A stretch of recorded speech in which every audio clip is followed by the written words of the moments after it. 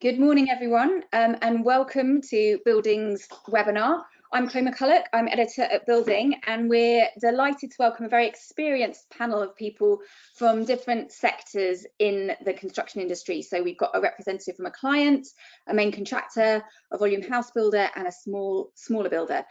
And they can all speak from experience about site safety and mitigating risks associated with COVID-19. So let me introduce them. We've got Chris Carr, Joint Managing Director of Carr & Carr. We have Jenny Daly, Group Operations Director at Taylor Wimpey. Steve Hales, Director of Business Services and HSW at Tideway. And we have John James, Regional Director at ISG. So welcome everybody. It's lovely to have you here. Right, so a bit of background. This is our third webinar, which we've put together with the help of the Construction Leadership Council. Early on in lockdown, we spoke to two trade bodies about the priorities of their members. Last month, we spoke to members of the CLC COVID-19 task force about its roadmap to recovery and strategic objectives for the industry. But today's conversation is much more practical. It's about what's happening on site now. It's about what's changed, what may change in the future as well.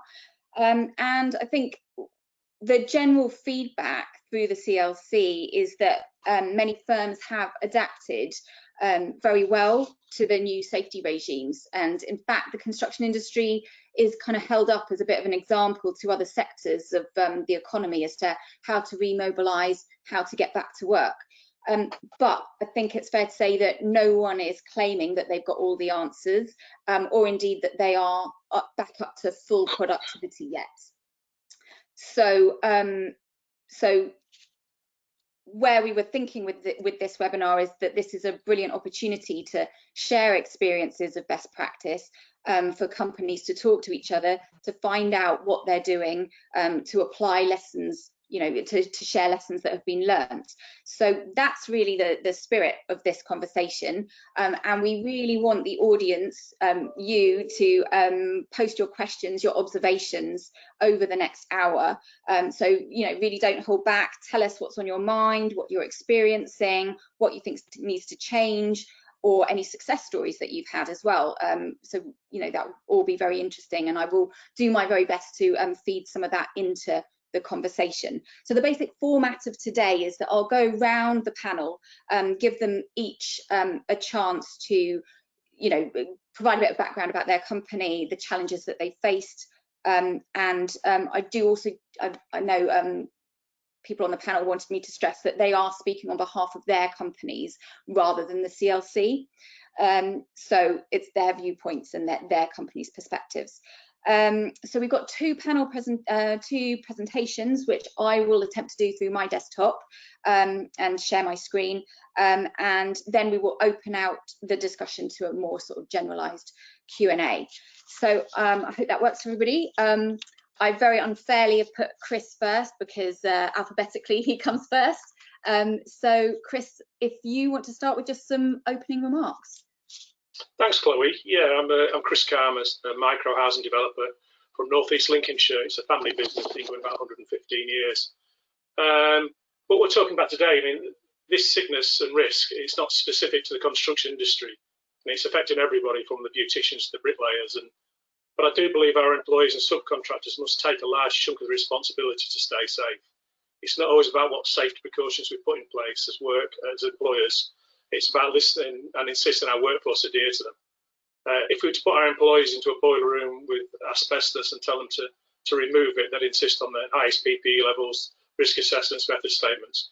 We're trying to drill home that that's the sort of risk we're taking now with COVID. So we need to get in the right mindset as if working with a real dangerous substance. But this has become bigger than safe working procedures now, and it's become a complete lifestyle change. It was interesting this morning, the Construction Leadership Council released another paper on safe working in homes for the smaller builders who are doing conversion work and extensions and refits. And it's an interesting paper. I've read part of it this morning, but it's on the Construction Leadership Council's website. So if you're doing the smaller works, it's definitely one to look at. But as a small housing developer, we've taken most of our guidance from the Construction Leadership Council's Safe Operating Procedure papers. They're a great guide. They are heading towards the PLC and the larger companies, but you can adapt it and take the information to put into the smaller companies. But our procedures, I say we're a small family business. The first thing we do is ask the guys and girls to self-assess before they come to work. If they've come into contact with somebody with COVID, if somebody in their house has got COVID, if they feel unwell, then they should just phone us up straight away and say, look, I'm not feeling well. There's a testing station in our town, so they've got the opportunity to go straight to the testing station, wait for 2 days, then come back again. So the first thing for us is try and stop it before it actually comes on site. Anybody entering the site is given a COVID talk. It's only a brief 5-minute talk about the risks and our procedures in place specific for what they're coming on site for. Visitors and deliveries from outside the area, because we live in North East Lincolnshire, which is the second lowest in the UK for COVID cases. So any driver coming in from away, we treat them as having COVID 100%. So we don't allow the drivers, unless they're unloading physically offsite from the back of their lorries, we don't let them enter the site or access their vehicles. We don't sign for tickets. We ask them to take photographs of us stood with the materials. So that's one of the things we try and stop it before it comes on site. All meetings are carried out in the open or by Zoom, and that's meetings with customers, with consultants, architects, building control as well, and the warranty providers. So I'm a new house builder, so if they come on site, we keep a distance, so we liaise by Zoom. All tradespeople travelling to the site, we're asking to travel in separate vehicles, which goes against our green and sustainability drive through the business. But we feel that it's the safest way. So travelling independently, we've extended the car park on site so people can get on site without any problem. Tradespeople are asked to take rest breaks outside if at all possible. So we've bought a load of plastic chairs that we can keep wiped down, weather permitting. And then if it's really bad weather, they can go into the huts go into the canteen in different stages. Or most of them are actually using the vehicles they travel to work in, so they're using that as more of an area for eating and having their lunches. We've issued all of our tradespeople with COVID bags, which are just small bags with sanitisers, hand wipes, masks, copy of our COVID guidance, and we keep them stocked up. So the same again, going back to the responsibility of the existing trades and subcontractors. We're putting a lot of the emphasis on they have to look after themselves. We're putting everything in place to protect them, but they've got to. This is a big, this has got to be self-contained. We then do a grading system. So at the moment, our external works are reasonably safe. So we're looking at works like your ground workers, your bricklayers, your carpenters putting the joisted roof on, your roofers are all classed as low risk. We're still insisting on the 2 metre distancing. We don't believe the 1 metre distancing is worth the hassle. Everything's been printed up for 2. We still think there's a risk at 1, so we're saying no. Our site procedures says we insist at staying at 2. You go into the medium risks then, which is when the doors and windows are fitted into the property, but before it's plastered, so we leave all the doors and windows wide open, so any tradesperson has to work with the windows wide open up to plaster level, so your electricians, plumbers, joiners again. When it's plastered, we go onto a high level. And with that, we insist that we still keep ventilated as much as possible. We ask the trades to go into each individual property to have a laminated sheet with their name and their mobile phone number on it, which we put in the front window, and then they lock the door behind them. And the idea is then that no other trades walk in there. So that keeps a safe working area. We've got 2 clusters of families, so we've got fathers and sons working for us that still live at home. So we can work with 2 people in that property. The only other person that has a key is the site manager. So if there is an accident or he can't contact the guy on his mobile phone, then he can access through the rear doors of the properties to see if everything's all right. But that's the procedure for our red code really. But delivery, as I said before, we don't sign for anything on site now. The site manager talks to the driver and has photographs taken. But we're looking, going forward, looking at potentially working a different shift pattern on. So looking at working 2 7-hour shifts a day or compressed hours where needed. We take noise pollution into consideration, so no mixers or heavy plant to be used early in the morning or in the evening. but now the government are allowing us to work kind of Saturdays and potentially Sundays. We're looking at this could help childcare as well. So we're looking at doing 2 shifts during the day possibly, and then Saturdays and Sundays if required, if that works with their shift pattern with their partners, with the children. But I've got to say the construction industry has led the way in COVID safety in the UK. It's been flagged up by all other industries as being the way to follow. What we've put in place is working great. And I honestly believe now, with all the precautions in place, our employees and subcontractors are now safer at work than they are if they're at the supermarket or in the pub. And long may that last. Thanks, Chris. That's a really great overview of everything that you're doing at Car and Car. In fact, we just had one listener just feedback, just saying in his view, he feels safer on site than he does in Tesco, which I think is just what you were speaking to. And another person in the audience has just asked, Chris, if you do any temperature testing on people entering the site. We looked at that and we were a bit concerned. We've got the temperature with the thermometer, which you can use, and at the moment, because we're saying such a low area, we're fine. We are thinking of doing that, and we just worry about infringing their privacy. And we try to say, we're insisting, we're not insisting, we're asking, can they test at home before they come to work? And we're offering to buy thermometers, the electrical ones or whatever, for our subcontractors and our employees to test at home. I'm reluctant at the moment to do it at work. I think keeping that data worries me a little bit. And I say the thing is get people to know their lifestyle, know where they are and how they feel before they even come into work. I think the work coming into work is the last hurdle. I think the rest of it should be done before they get there. Right. Okay. Understood. And just quickly on the shift pattern, was that to do with the childcare issue, or was there another reason for thinking about shift patterns? It's a bit of a mixture. We're speaking to some of our younger subcontractors who were saying, they're really struggling because the wife's having to stay at home with the children being off school. And I've said, look, work flexible hours for me. I've got no problem at all. The work's there to be done, and we're not talking about working 7 hours. As subcontractors, if they want to work, can work 2 or 3 hours and go and come back again. It's irrelevant to us. It's exceptional times, and I think we've got to work with our tradespeople, because we've got to remember these tradespeople remember what we do for them now going forward. And if we look at, we have a good supply chain of tradespeople, and we're trying to work with them. There's no way of dictating things. If we can work in a flexible way that helps them, helps us, and stops anything else, then why wouldn't we do it? It's just common sense.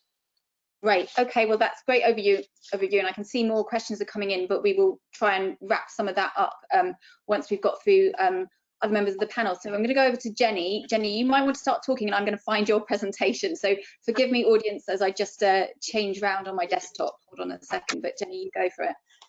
Absolutely. So, I mean, a lot of the sort of physical changes that we have made on site are very reflective of those that Chris has already commented on. So I won't go into those in too much detail.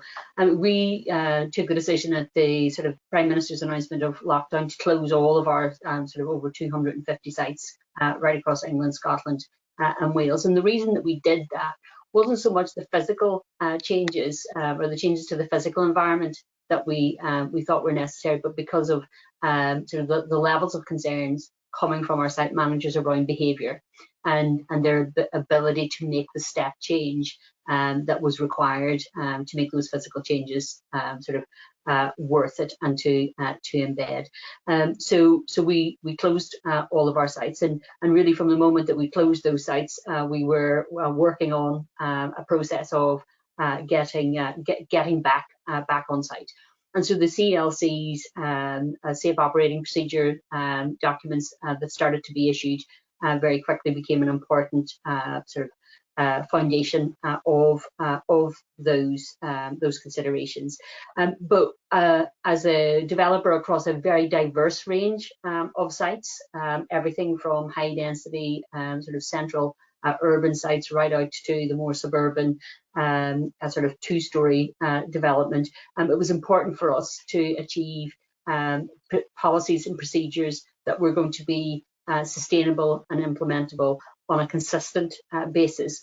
And that sustainable word became really very important in our discussions internally, that this isn't a flash in the pan. It's not going to be for just a very short period of time, that we needed sort of policy procedures and behaviours that became embedded and were capable of sustaining over the long term and whether or not there was either a local lockdown, which is we're now experiencing in Leicester, or a regression on a national basis, and that became the main sort of overriding objective. As we moved towards reopening, communication and driving the behavioural changes that we felt were necessary was really very important. So we went for a remobilisation that was on a phased basis, and we believed that gave us the smoothest transition from lockdown for our teams.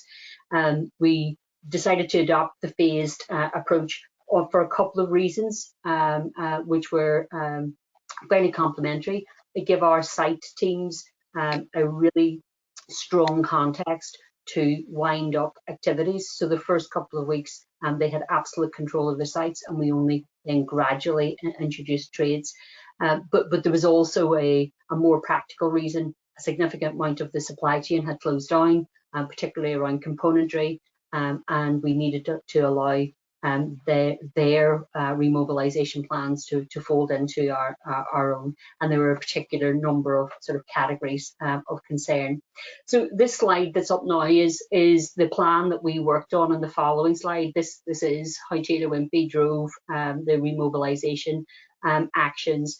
The sort of T-3 was very much about getting our own board from PLC right down to the local regional boards, entirely sort of bought into the procedures.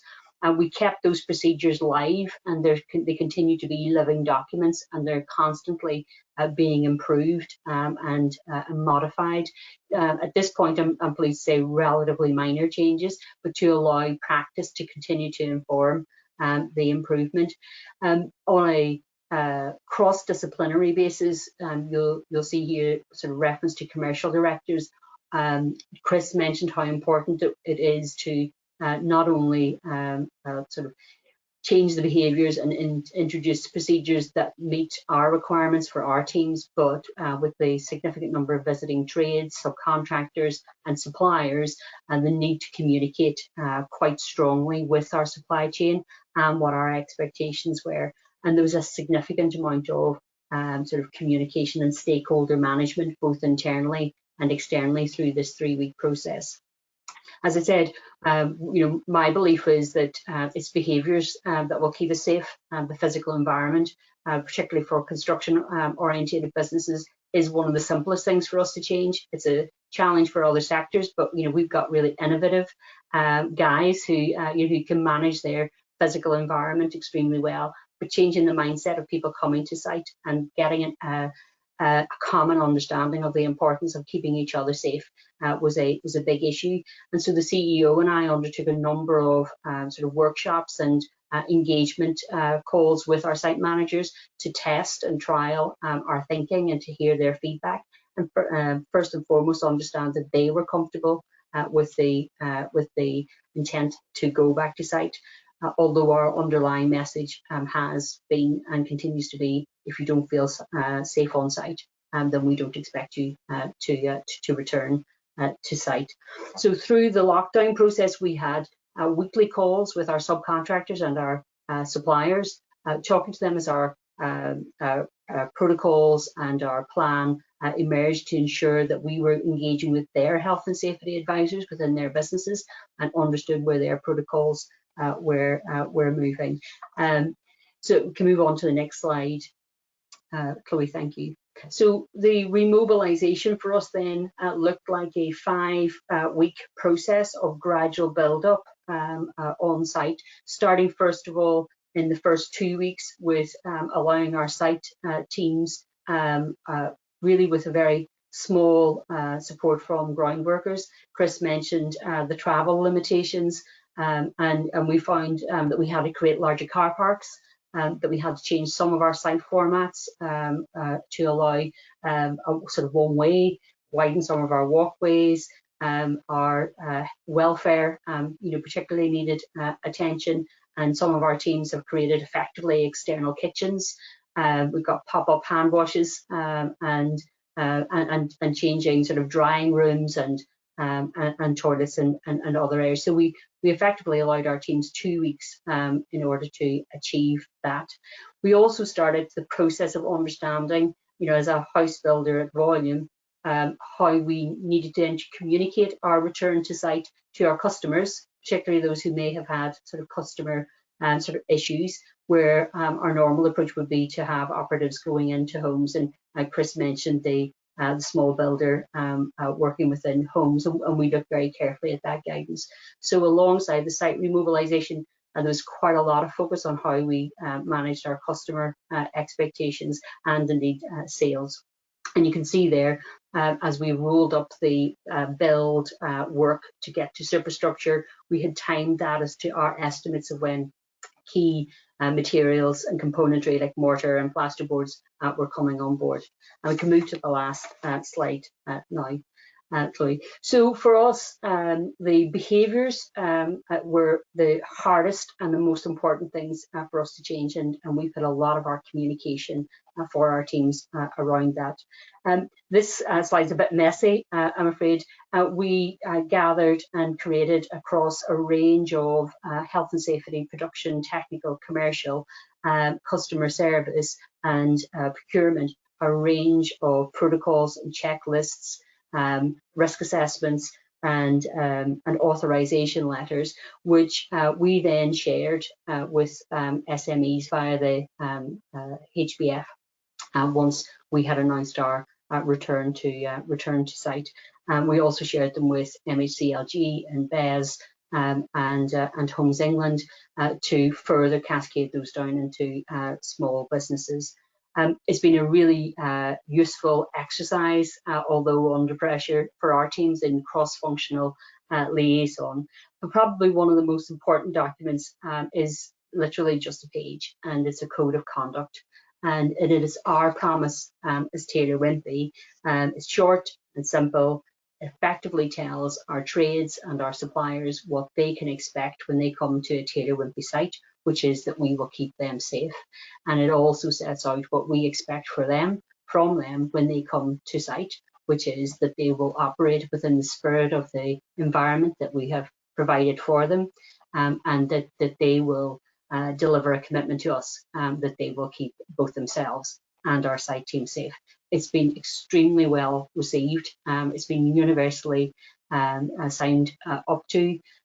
It has given our site managers a sense of control within their sites that is extremely different to the lack of control that they felt they had at the start of the process. So thank you, Chloe. Thanks very much, Jenny. I think that really paints a picture of what a journey it's been, because I know that there were, high anxiety levels at the start of this process. So it is good to hear that through all of that work, people are feeling reassured. But we can come back to that, because I know we've got more questions from the audience coming in on a range of topics. What I might do is move on to Steve while I just shift my my desktop things around. So Steve, over to you. Thanks, Chloe. Morning, everyone. I'm Steve Hales. I'm Director of Business Services and Health, Safety and Wellbeing for Tideway. We are a large infrastructure project. If you're not aware, we're creating the new 25-kilometre super sewer beneath the Thames to deal with the millions of cubic meters of sewage that enters the river on an annual basis, and essentially clean up the river for future generations.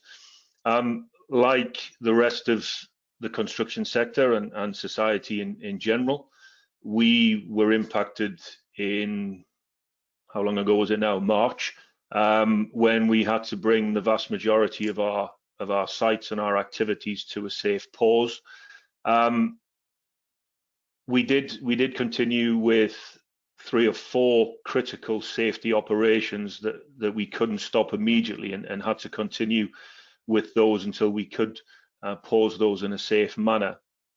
But by the time we did come to a pause across all of our sites at the beginning of April, we were already starting to think about how we could emerge from this crisis and what we needed to do to protect our workforce.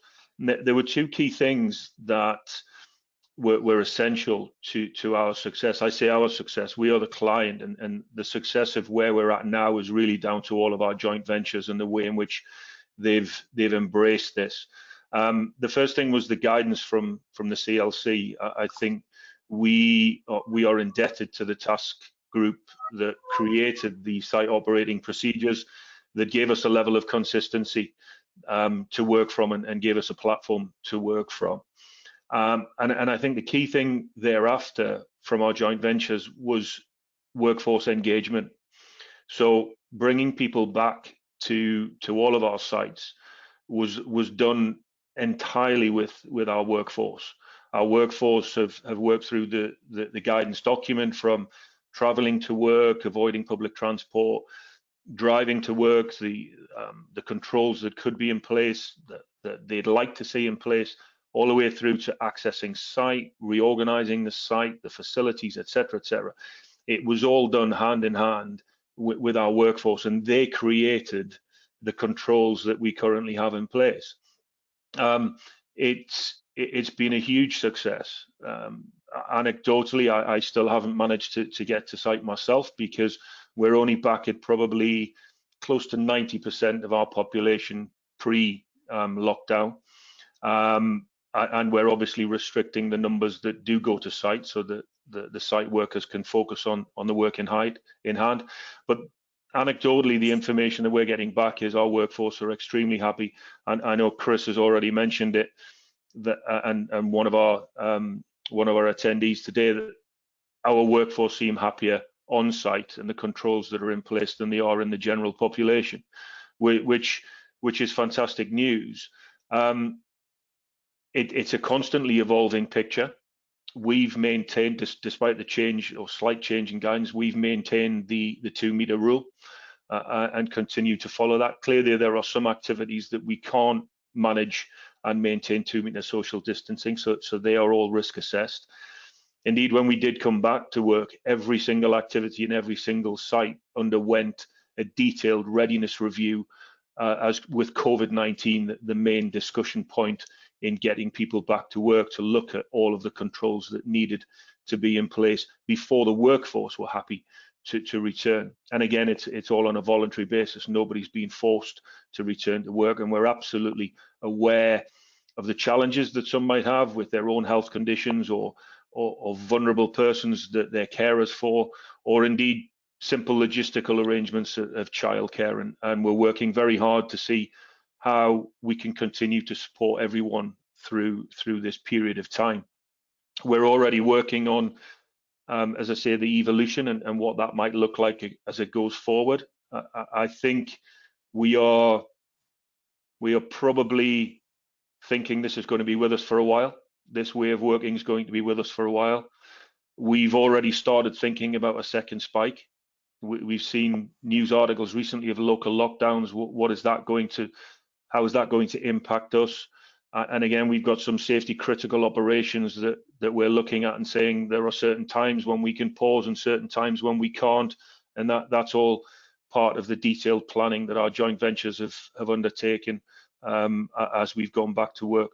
I suppose the one thing that we're very conscious of at the moment is there's so much focus on COVID-19 and managing COVID-19 risk, that we've got to make sure that we don't become blinkered and we forget about the general construction risks that are still with us in abundance. And again, I'm delighted to see that this is not the case on our jobs, and our joint ventures are playing a critical role in making sure that is key for our future success. So it is a very, very challenging time, but I'm delighted with the levels of engagement that we have had. Many of the things that Jenny and Chris have already talked about on the specifics are already in place.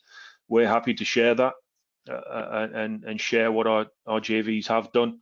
And I'm sure they'd be delighted to give some examples of the innovation that's gone on to try and make this the very safest environment that they have whilst working on Tideway. Thanks so much, Steve. That's a great overview, and I'm sure most of the audience completely knows about the Tideway project, but just for their benefit, just the scale of the project you were talking about, all of your sites were pretty much paused apart from 3 or 4. Are you saying they're all back up now? Are they all back up and running? Yes, all of our sites are back up and running. We have 24 sites across London. We have some main tunneling operations, main tunnel boring machines, which were some of the ones that we couldn't pause safely immediately. We had to get them to certain locations to allow us to do that safely. But they're all back up and running, and we're probably close to 90% of the population that was there pre-COVID. Those that can work from home are still continuing to work from home, so our office staff are still working from home, and it's really the critical workers and the hands-on that have to be on site. Probably the reason why we're only at 90% of the population. And just because you are London focused, I know people have talked about London having specific challenges with the transport system. You said obviously workforce engagement is a key part of that, but have you also been working with TfL in terms of like trying to stagger the times that workers come to work and things like that? Yeah, our default position is to avoid using public transport wherever possible. And similar to Chris and Jenny, we have encouraged people to drive to work, and whilst that has the offset of the environmental impact that has, we certainly feel it's better for health. Trying to keep people to drive individually, and if they can't, to maintain some level of consistency with the people they do come to work with. We've worked with some of our local stakeholders to give us some areas to allow us to park, and we've been very grateful of having that additional space, because our sites, as you can imagine, in the centre of London are pretty tight footprints, and space is not at a premium. One of the challenges we have going forward as we come out of lockdown and businesses and local businesses start to get back to normal, then that space that we currently utilise may no longer be available, and we might have to start relying on public transport to get to and from work. And that flexibility has to come in on the change of shift patterns and when people can start work, when they need to start work because of their own personal obligations, but minimising the risk whilst they're using public transport. At the moment, we can minimise it as much as possible by allowing other means, but as we go forward, it'll be staggered start times in accordance with the guidance from the Mayor. Yeah, that sort of points to the problem everyone's once kind of highlighted, is that you can lock down pretty quickly. It's how you come out of it, and that's the really difficult logistical problem as well. Okay, I'm going to move on to John. John has got a presentation where I need to move from a PDF onto online with some exciting innovations that ISG has got. So I'm going to do my best on my tech side to do that. John, if you start speaking, I'll get over to your slides. Okay, thanks, Chloe. And good morning, everybody. My name's John James. I'm the Operational Improvements Director with ISG UK Construction. And it's great to hear Chris, Jenny and Steve there talk about how positive the actions have been. And I think it's fair to say we've moved a great distance in the last 15 weeks since lockdown started. But and it might be easy to forget how difficult it was back in March 2020. And at that time, we were all faced with some very difficult decisions, moral issues, should we actually be in work at all? The health and safety requirements that we had to put in place in order that we could make sure that our staff, our supply chain, the workforce, were all going to be safe as and when we got them back to the cold face. And there were decisions to be made around business continuity, very, very difficult decisions for us all to make. ISG decided that the moral and the safety decisions were the first and biggest priorities. But we also decided that we were going to be dynamic in our actions.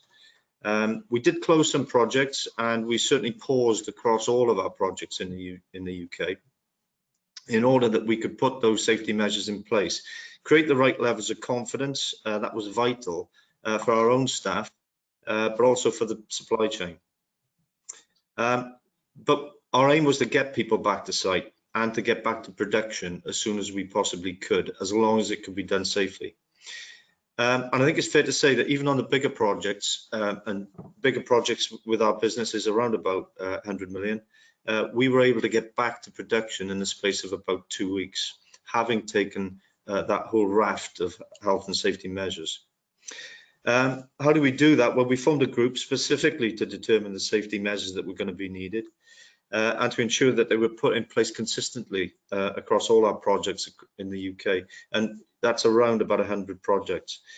At each step of the way, we fully follow the CLC, Build UK, SOPs and guidance. That was important to us. The brief for the group that we formed is extended to create a COVID-19 best practice hub. And we set about putting best practice in a position where all of our workforce, all of our staff and supply chain could see it. And we chose to do that by putting a best practice application, an app together. So if you can go to the app, Chloe.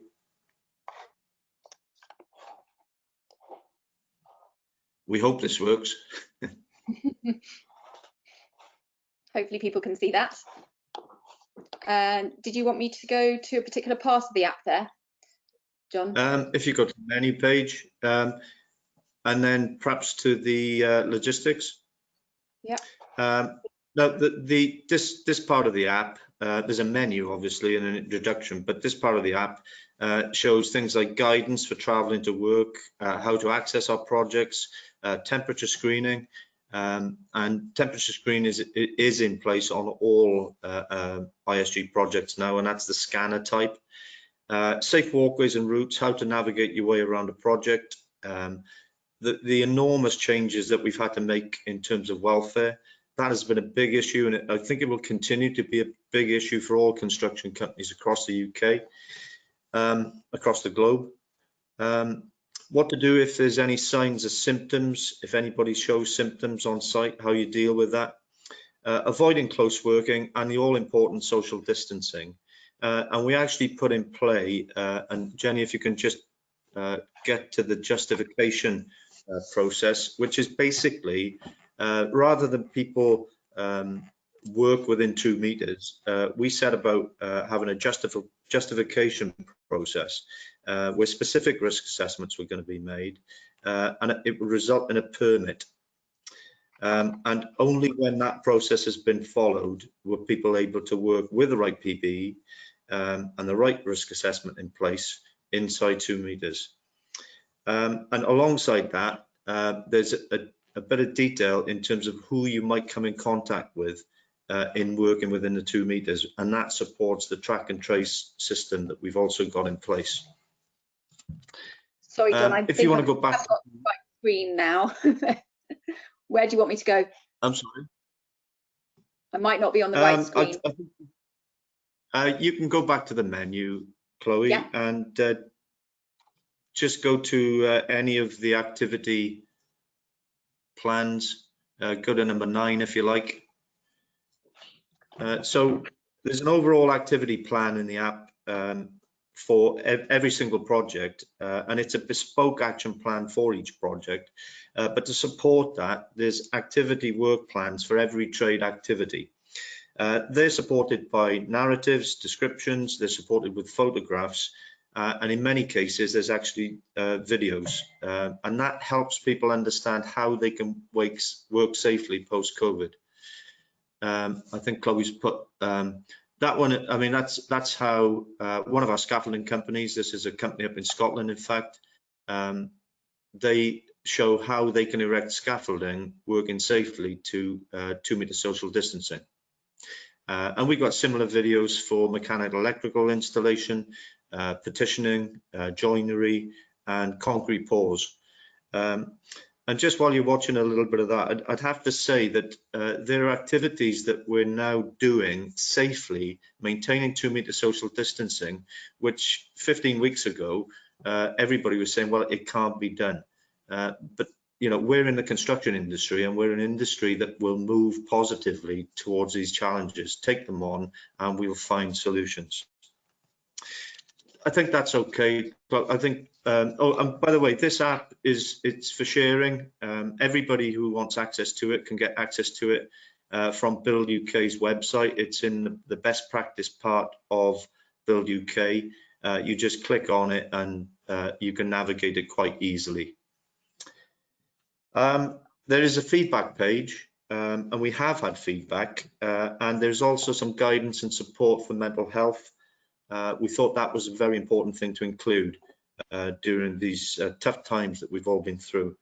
And just so you know, that's had 10,000 hits so far. It's been used by 5,000 people, and it's used across the globe. We've heard that people are using it in the US, Asia, and the Emirates. Okay, you can go to the next one, please, Chloe. On the back of the COVID-19 best practice app, we actually, because we do a lot of work, ISG are very active in the education sector. We've also produced a COVID-19 guidance schools app, and this is getting coverage now. We actually put it together in conjunction with Vale Glamorgan, but this is now getting traction, and schools and local authorities across the whole of the UK are keen to use this. And anybody who's got specific queries about the schools app, please get in touch with us through Chloe. But basically, it follows the same philosophy as the COVID-19 best practice app in terms of getting to and accessing school, social distancing when at school, importance of cleanliness and hand washing, and what to do if any of the children or staff think that somebody has symptoms. During lockdown, can you go to the next slide? Sorry, Chloe. Thanks. We certainly thought that communication with our supply chain was vital, and that was another priority.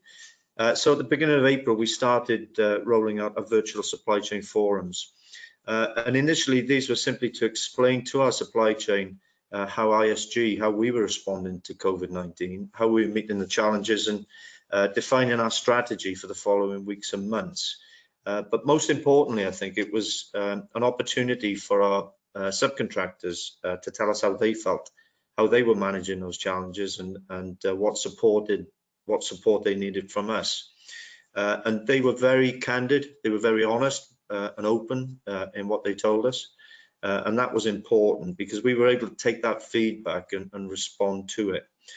We undertook surveys, we looked at the themes and the trends that were coming back in the forums, and we took action based on that. We're now actually into our second phase of forums, and as you can see from the slides there, when we do a bit of looking back, tell people the journey that we've come through. We've shared some of the survey results, and the surveys are important because we asked people, just as an example, we asked people how they felt about putting their workforce to work at the outbreak of the pandemic, as opposed to at the beginning of June when we conducted the survey, how they felt about putting their workforce back to work at that point. And in scoring out the 10, the delta is quite significant. The growth in confidence is really significant. And we shared other aspects of the survey result with the supply chain too. Next slide, Chloe, please. And most importantly, I beg your pardon, move on to the next slide. But we always put the right level of emphasis on health and safety. That was always the priority, and that was a theme that ran through all of our forums. But we picked up on supply chain concern about pipeline continuity of work in the phase 1 forums, and it meant that the phase 2 forums has got emphasis on pipeline and opportunity, and we shared that very openly, and that was for the whole of ISG, but also because the supply chain forums were regional, it was local. We gave them an insight into the tender opportunities that we were seeing so that we could share it with them. We discussed a great deal how we could work together, particularly at tender stage. If ISG can win work, then we want to take our supply chain with us on that journey. So there was a lot about communication and working together at tender stage. And the focus on program and productivity, and asking our supply chain to help us understand how we can best reach high levels of production again. And then on the last slide, I think there, Chloe, we did some work in terms of sector survey impacts. What some consultants, around about 190 consultants responded, what they thought the market was looking like going forward, anything to look out for, what developers may be looking for more and more by way of zero carbon, social value and community benefit, how buildings might be used differently, how more high-tech buildings might become post-COVID, and importantly, the emphasis on local supply chain. And then we simply matched up the members of the supply chain with senior members of our staff, so that they knew that they had a regular and straightforward point of communication with somebody senior in our business. So importantly, I think this process has increased communication. I think has resulted in greater planning, greater organisation between our staff and our supply chains, and certainly greater collaboration. And the other feature, I think, is greater respect amongst our trade partners, amongst our supply chain. That has come across really strongly. And the great news is that we're now operating at around 85 to 90% in terms of production across the whole of the UK. The response from the supply chain has been nothing short of fantastic. I think they've dealt with it, as the other panel members have said already, they've been brilliant. The behaviours, the cultural change that we've seen, and that's from every individual, all of the workforce, has been extremely impressive. And we'd like to take this opportunity to thank them all for that. Okay, thanks very much. Is that the last slide, I think, isn't it? Right. Okay. Brilliant. I'll go back to this one just as a holding slide. Great. Well, so we've had lots of messages, actually, specific questions about the app, John, so I will forward those ones on to you afterwards. But people are interested about how the permit works, how more in the supply chain can understand about the forums, all of that stuff. But I suppose more a general question, probably I'll broaden this out now to sort of the general Q&A format. But generally, what I think one of the themes coming through from the questions is, you know, with all of these extra safety measures, you know, what cost implications does that have? We know that there's been a hit on productivity, but are there sort of direct costs that you've seen in terms of putting those extra safety measures in place? I don't know if anyone wants to jump in there. Yeah, I'll take that. No doubt there is additional cost. I mean, welfare in particular is an area of huge change. To actually satisfy the social distancing for welfare facilities means you need more welfare facilities. You know, we've looked at providing this in a variety of ways. Simply stacking welfare units one on top of another is not always the answer. So we have to rent other buildings, or we stagger shifts. You know, staggering shifts is something that we're doing across the country, not on each and every site, but it's certainly one way of combating the welfare problem. But all of these things cost, and the investment made in the initial transition post-COVID, I think that was heavy. But I think that going forward, we know where the bar is now. We know what the measures are that we need to take. So that can be priced into projects on a project-by-project basis. Okay, anyone else want to jump in on costs? Yeah, I mean, I think probably just to reconfirm some of John's comments. I mean, there's componentry. I mean, PPE, the cost, and actually the difficulty, particularly in the early weeks of procuring PPE, was significant. A stretch on prelims. So the fact that productivity and has fallen is going to have a continuing sort of friction on projects. We're actually finding, and our productivity is increasing, and our opening thesis was that over that sort of 5-week mobilization that we could get to about 80% of our pre-COVID productivity. We're making extremely good progress. Some of our businesses and some of our sites are at and above that. There are some that are behind. That for us is a reflection of we're a dynamic business. We've got lots of different sites, particularly if we're at the build out, the very end of build out, where the site's more constrained. It's proving much more burdensome and difficult. But around overall efficiency, what we are finding is that the effectiveness and efficiency of those on-site has actually increased, even with the procedures in place. Chris, you were nodding at that point. Do you think some of this extra cost is going to be absorbed by greater efficiency, or somewhere that cost has got to land, hasn't it? Does it land? Does it get passed down the supply chain? No one client has to pick some of it up. You know, I don't know what you're seeing. Yeah, the costs are increasing, but then you look at what the other ways. What's the cost of the life? And you know, we're not losing 2 or 3 people in this country. We're losing thousands and tens of thousands. And to put something in place, we've got a contractor on site doing, I think, 1.2 million infrastructure, roads, sewers for a new development site. They've overrun. We've said, look, we'll go halves with you on the prelims. You know, it's not your fault. We understand you've worked through it.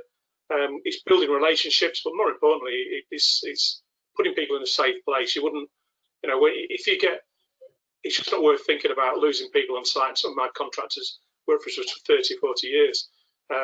It's a different scenario to the other 3 panelists who are big companies. But for ours, it's just a case of, it's not really a cost implication. It's a minor one.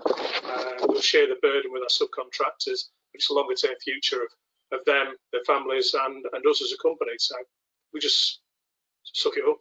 That's it. And you don't see, I think that's fair. Sorry, Steve. Do you want to jump in? Sorry, I was just going to agree with Chris's sentiments. You know, this is about the health of our workforce ultimately, and therefore the cost is neither here nor there. I think the CLC again played a huge role in making statements about clients supporting their supply chain and tier 1 supporting their tier 2s and tier 3s, and making sure this is not about becoming overly commercial and trying to squeeze every last drop out of every contract. I think that's important that we all get through this together.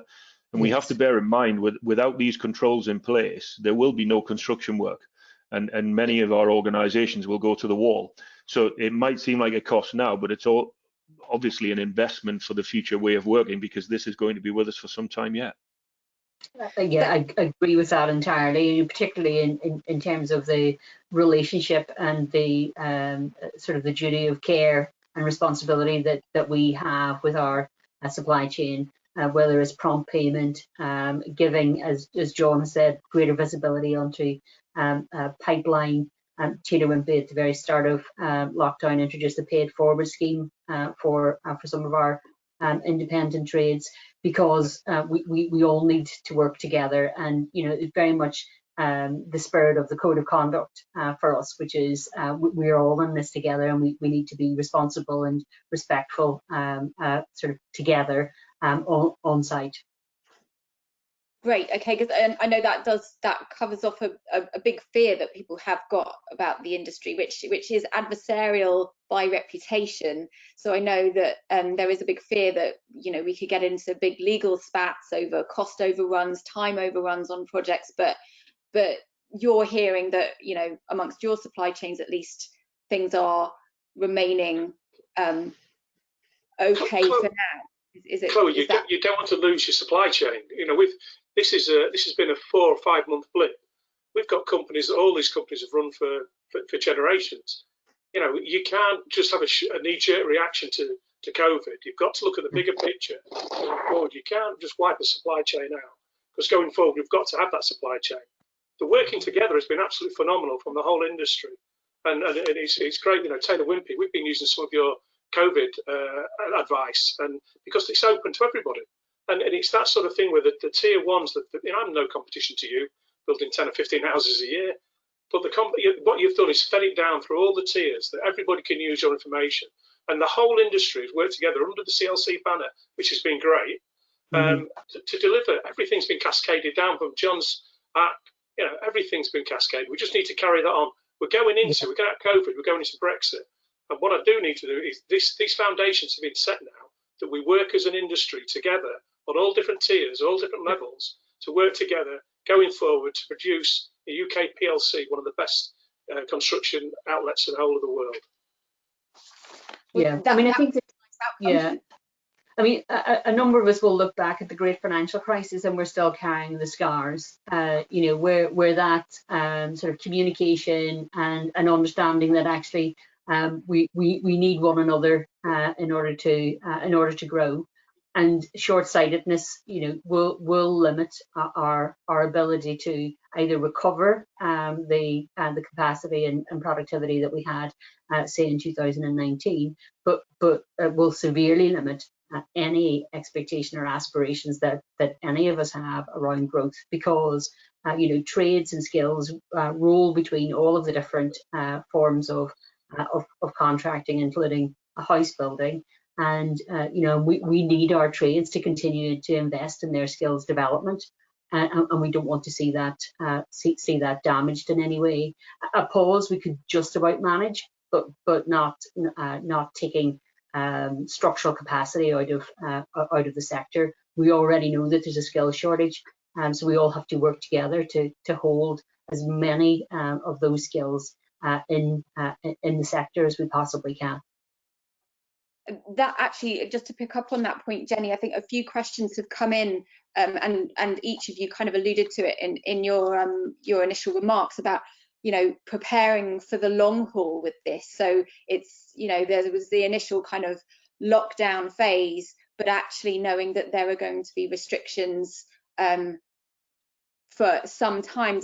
I don't know if any of you would hazard a guess as to how long we need to kind of hunker down and think that these new safety measures are going to be a reality for construction sites.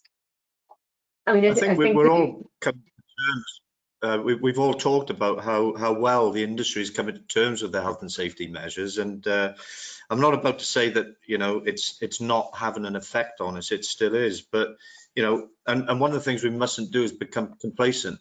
You know, we must stay focused in the way that we work going forward in relation to the health and safety requirements. But, you know, these things are in play, and we're still able to get to 85, maybe more percent of our desired output levels. So, you know, I think a little bit further down the line, we'll probably get towards 90%. And you know, that is another demonstration that the industry can actually work in very difficult circumstances. And I think we should be as upbeat and positive as we possibly can about that, rather than, you know, have a gloomy outlook in terms of the next 6 months or so. It probably won't be done and dusted in 6 months, COVID. So I think we've just got to grasp it as best we can, and we've shown that we can make a good job of it. And move forward with a very positive attitude. Jenny, sorry, you were going to come in on that as well. Yeah, I know my point was, you know, for as long as it takes, I think is really the simple answer, and I don't think that any of us are qualified enough to predict it. But having the measures and ensuring that they're sustainable, and that behaviours and culture do change. And you know, Steve mentioned, and I think it's a point well worth reflecting on. But it can't be at the detriment of other health and safety measures. You know, COVID is a new sort of health and safety issue, but we have to look after all of the sort of fundamental health and safety sort of management on site as well. So, you know, once we've got that level of familiarity and understanding of the site operating procedures and new risk assessments, it's then making sure that they live and coexist with all of the other health and safety requirements that we have over that sort of medium term. Okay, well look, there was so many questions that I probably can't go through now because we're coming to the hour. So probably the best way to try and round up is maybe for each of the panel just to kind of give us a final few words on any advice that they've got for the audience, any advice that, you know, people should take away from, you know, the experience that you've gained over the last few months, and looking ahead, as you've said, Jenny, no one knows when this is going to end. So does anyone, you know, I don't know where we want to start. Maybe Chris, back with you, and any last words? No, just the things we're doing is being better organised with labour and materials. It's something you can be quite lax about, but now it's critical to tie in the trades, not working over the top of each other, working by the side of each other. So that's the biggest thing we've got to take forward. Great. Okay, Jenny? Yeah, I mean, I think that Chris's point is one that I would make, but in addition to that, let's not waste a good crisis. I think there's a lot of really positive learning. I think we're seeing some really, significant feedback around efficiency, and I think it is that closer management that Chris is talking about, materials and trades, and really working within a program that everybody believes in, as opposed to what can at times be a bit chaotic. But the most overriding point, which we've touched on, is we've formed communication channels that maybe were a bit rusty at times when we've been very busy, and the importance I think is having reopened those channels, that we must maintain sort of good communication, both externally and for me also sort of internally. The fact that we're on sort of webcam, doing a webinar today. We've started to do a lot of in-house training with our teams on similar platforms. It's been extremely effective. It's been great in terms of team building, and wonderful in terms of training and skills development. Wonderful. Steve? Probably three very quick things, Chloe. Almost alluded to by Jenny. There are opportunities that are presented to us as a result of managing through this pandemic, so we need to seize on those opportunities going forward. For the clients out there, continue to stay engaged with your supply chain, understand the challenges that your supply chain have, and support them through those challenges. And the third thing, as I alluded to in my initial brief, was engaging your workforce. You'd be astonished at the fantastic, innovative ideas that come when you speak with your workforce. They know far more than we do. Fantastic. John? Yeah, as I just said, I think that we mustn't be complacent about anything around health and safety. Stay focused with that. Yeah, I think as Steve just said, we've all learned a lot in this period, and we're certainly doing some things better. I think we're working more effectively and more efficiently in many aspects of what we do, whether that's working from home, teams, we're certainly traveling less now. And everybody seems to be collaborating to a far greater extent. The communication with our supply chains is good and strong, and I think that's important to maintain. And I think we're an industry that will always find solutions, and I'd encourage everybody to look at alternative solutions. It's probably never been a better time for contractors to actually have their say in terms of design specification. Go for UK products rather than products that come from overseas, that sort of thing, and strengthen the local supply chains and the UK supply chain. Well, that's a really positive note to end on. I just want to thank John, Chris, Jenny and Steve for your input today. I think it's been really, really interesting to get your first-hand experience. I'll just remind the audience as well that if there was any information in the presentations today or in the discussions today, this webinar will be available on demand, and you can look back. But also I know that John and Jenny said that if there's information that Taylor Wimpey and ISG have got that can be shared throughout the supply chain, do get in touch with them, maybe not them personally, but the organizations, because there are resources that you can share. So it just remains for me to say thanks very much to everybody for attending today. Thanks for the CLC for putting us all together, and I hope it was useful, and maybe we should do a follow-up, because I know we didn't get through half the questions, but we will attempt to follow all of the issues on building. So thanks very much everyone for today, and goodbye.